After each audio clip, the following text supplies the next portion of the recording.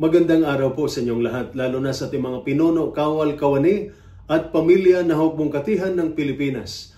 Ako po si Father Dion, isang paring Katoliko ng Military Ordinariate of the Philippines at ang Post-Catholic Chaplain ng Headquarters and Headquarters Support Group ng Philippine Army. At ito po ang salita ng Diyos, ang ating gabay.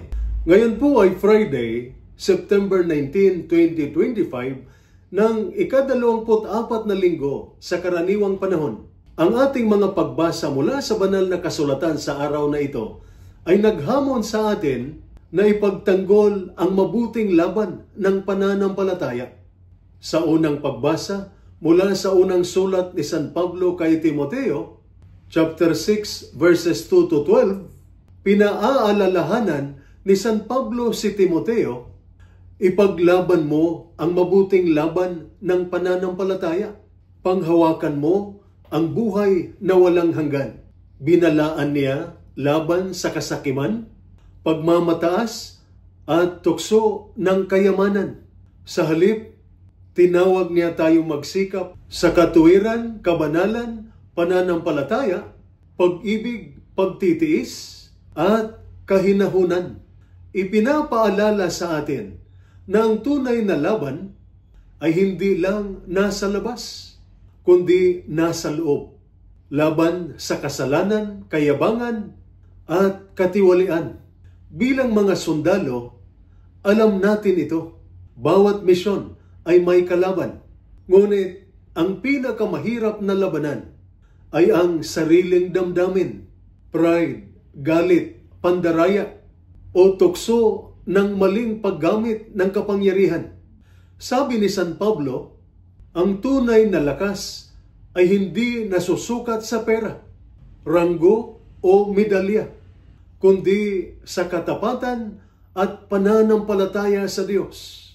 Ang sundalong tapat at may disiplina ay nagwawagi, hindi lang sa harap ng tao, kundi higit sa lahat sa mata ng Diyos. Sa Ebanghelyo naman, mula sa Ebanghelyo ni San Lucas, chapter 8, verses 1 to 3, makikita natin si Jesus na naglilibot sa mga bayan upang ipangaral ang mabuting balita.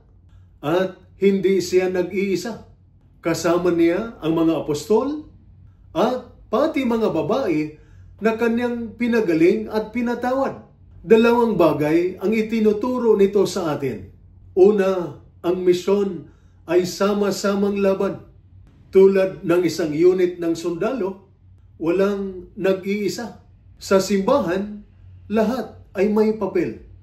Lalaki man o babae, pinuno man o kasapi, sundalo man o pamilya. Pangalawa, ginagamit ng Diyos ang mga taong marunong magpasalamat. Sila ang nagmamahal at naglilingkod ng lubos. Kapag naalala natin kung gaano kalaki ang awa ng Diyos, natural lang na tugunin ito ng pasasalamat at paglilingkod. Kaya ang sabi ni San Pablo, ipaglaban ang mabuting laban ng pananampalataya. Bilang sundalo, alalahanin natin na ang pinakamahalagang laban ay hindi lang nasa larangan ng digmaan, kundi sa ating puso. Lumaban tayo ng may katapatan, disiplina at pananampalataya. At tulad ng mga babae sa Ebanghelyo, maglingkod tayo ng may pasasalamat. Ibinabalik sa Diyos ang lahat ng kanyang kabutihan.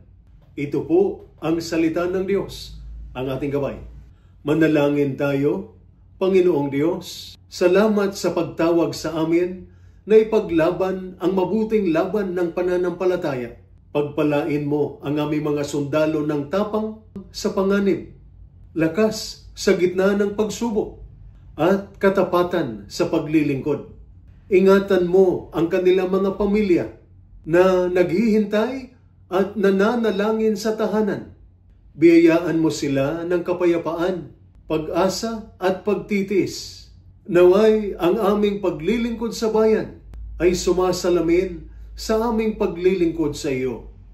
At ang aming mga sakripisyo ay magdulot ng karangalan sa iyong pangalan.